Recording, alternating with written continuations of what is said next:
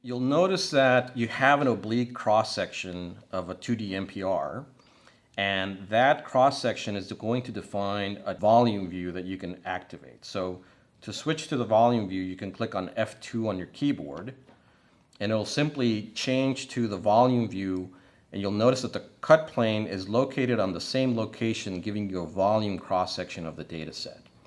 So the same way that you were interacting with the images in 2D, here all you have to do is reach in, touch a visible part of the data, and you can translate and rotate the data through the cut plane. And if you want to choose the cut plane, all you have to do is reach in for the cut plane or the cone and apply the cut plane to generate different cross sections in any direction. Once you have an interesting cross section that you want, you may want to label something, and there's two ways of doing that. You can either label on the volume or label on the 2D. What I want to show you really quickly is if you click on F1, you'll generate a new NPR that's related directly to the cross-section that you had on the volume. Now, to label, all you have to do is click on the right button of your stylus, and you'll see a context menu come up on the lower right corner of the screen.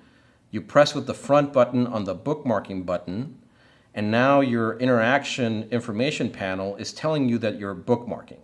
So what that means is that when you reach in with the ray and touch something and then click, you'll see a little green square mark appear on the voxel that you selected, and a dialog come up where you can type in a label of the anatomy that you found. So here I'm labeling the aorta as aorta.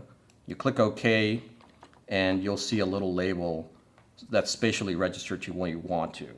Now you can do the same in volume. So here I'm switching to the volume view with F2, and what I'm going to do now is place another label now on the left atrium, and just by reaching in and clicking, and now all I have to do is type in left atrium. Click OK. Now you'll notice that we're still in bookmarking. So anytime you want to stop your current interaction state, all you have to do is click Escape, and it'll take you back to the default interaction state, which is object picking. So there, you simply grab the data and interact with it again.